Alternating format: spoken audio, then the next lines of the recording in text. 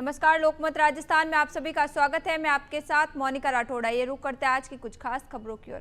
अमेरिकी राष्ट्रपति Donald Trump ने उम्मीद जताई है कि भारत अमेरिका के बीच जल्द ट्रेड डील होगी, टैरिफ भी कम रहेंगे। मीडिया से बातचीत में ट्रंप ने कहा कि भारत के साथ ट्रेड डील कुछ अलग होगी। भारत टैरिफ के मामले में किसी भी देश को रियायत नहीं देता है, लेकिन मेरा मानना है कि इस बार की ट्रेड डील से दोनों देशों को फायदा मिलने वाला है। ट्रंप ने डील की डेडलाइन 9 जुलाई रखी है। अमेरिकी रक्षा मंत्री ने कहा है कि भारत के किए गए रक्षा सौदे में अमेरिका ने भारत को जो रक्षा उपकरण दिए हैं उनका भारतीय सेना सफलतापूर्वक उपयोग कर रही है।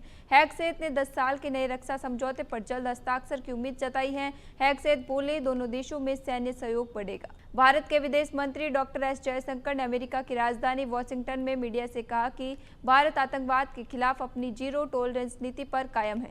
आतंकवादी गुट और उनके सपोर्टर ये बात अच्छे से समझ ले। जयशंकर ने 7 मई को शुरू हुए ऑपरेशन सिंदूर का जिक्र करते हुए कहा कि आतंकवादी हमलों के जिम्मेदार लोगों और उनके समर्थकों को जवाबदेह ठहराया जाएगा। जयशंकर ने कहा कि हमने कई दशकों से आतंकवाद का सामना किया है और हम आज इसका मजबूती से जवाब दे रहे हैं। हमें अपना बचाव करने का अधिकार है। आतंकवाद के अपराधियों को कटघरे में लाया जाना चाहिए। वहीं भारत और पाकिस्तान के बीच संघर्ष विराम पर अमेरिकी राष्ट्रपति डोनाल्ड ट्रंप के दावे पर जयशंकर ने कहा कि ये स्पष्ट है कि भारत पाक के बीच संघर्ष विराम डीजीएमओ की बातचीत हुई थी।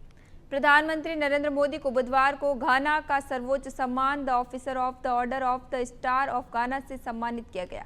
इसके अलावा दोनों देशों ने 4 अलग अलग समझौते साइन किए। सर्वोच्च सम्मान पर पीएम मोदी ने कहा कि घाना से सम्मानित होना मेरे लिए गर्व की बात है। इससे पहले उन्होंने घाना के राष्ट्रपति जॉन महामा के साथ जॉइंट स्टेटमेंट जारी किया। मोदी ने कहा कि भारत और घाना आतंकवाद को मानवता का दुश्मन मानते हैं और इसके खिलाफ मिलकर काम करेंगे। मोदी ने कहा कि ये युद्ध का समय नहीं है, बल्कि बातचीत और डिप्लोमेसी के जरिए समस्याओं का हल होना चाहिए। दोनों देश संयुक्त राष्ट्र में सुधारों पर एकमत हैं। इसके साथ ही दोनों ने पश्चिम एशिया और यूरोप में चल रहे संघर्षों पर चिंता जताई।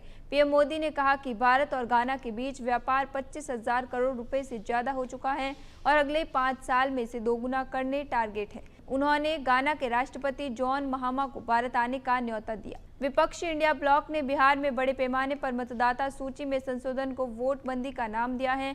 इंडिया ब्लॉक के 11 दलों के प्रतिनिधिमंडल ने इसे लेकर बुधवार को चुनाव आयोग से मुलाकात की थी। इंडिया गुट चुनाव आयोग के सामने अपनी चिंताएं साझा करना चाहते थे, लेकिन इस मुलाकात से विपक्षी नेता खुश नजर नहीं आए।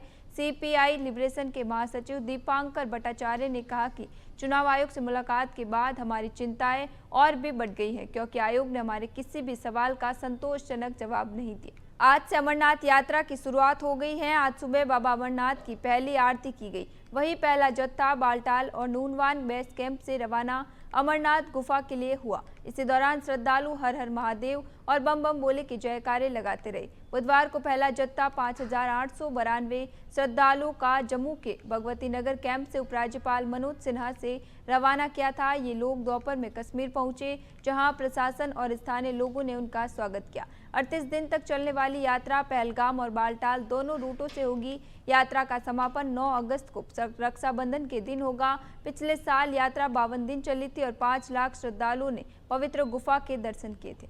नेशनल हेराल्ड केस में कांग्रेस नेता सोनिया और राहुल गांधी की मुश्किलें बढ़ सकती हैं। दिल्ली की एक अदालत ने ईडी ने कहा कि सोनिया गांधी और राहुल गांधी के इशारे पर कांग्रेस नेशनल हेराल्ड अखबार प्रकाशित करने वाली एसोसिएटेड जर्नल्स लिमिटेड की 2,000 करोड़ रुपए की संपत्ति हड़पना चाहती थी। ईडी की तरफ से अतिरिक्त सॉलिसिटर जनरल एसवी राजू पेश हुए। अतिरिक्त सॉलिसिटर जनरल एसवी राजू ने कहा कि यंग इंडियन बनाने की साजिश रची गई थी, जिसमें सोनिया और राहुल के पास 76% शेयर थे, ताकि कांग्रेस से लिए गए 90 करोड़ रुपए के कर्जे के लिए एजेएल की संपत्ति को हड़प लिया गया। पश्चिम बंगाल बार काउंसिल ने बुधवार को कोलकाता गैंग रेप मामले के मुख्य आरोपी मनोजीत मिश्रा की मेंबरशिप रद्द कर दी और उनका नाम वकीलों की सूची से हटा दिया। बार काउंसिल के चेयरमैन अशोक देव ने बताया कि एक विशेष आम बैठक में ये निर्णय लिया गया कि इतने गंभीर और अमानवीय अपराध के आरोपों के चलते मनोजीत मिश्रा का नाम बार काउंसिल की सूची से हटाया जाए। वहीं पुलिस ने बताया कि तीनों आरोपी अलग अलग बयान दे रहे हैं ताकि जांच को भटकाया जा सके। एक अधिकारी ने कहा कि तीनों लॉ स्टूडेंट हैं, इनमें कुछ कानूनी चालें आती हैं। साथ ही पुलिस ये पता लगाने की कोशिश भी कर रही है कि मनोजित, जेब अहमद और प्रमित मुखर्जी अपनी गिरफ्तारी से कुछ घंटे पहले किन किन लोगों से मिले थे या किन लोगों के संपर्क में थे। पूरे देश में मानसून छाया हुआ है। देश के कई राज्यों में भयंकर बारिश हो रही है, इससे जनजीवन पूरी तरह से प्रभावित हो गया है।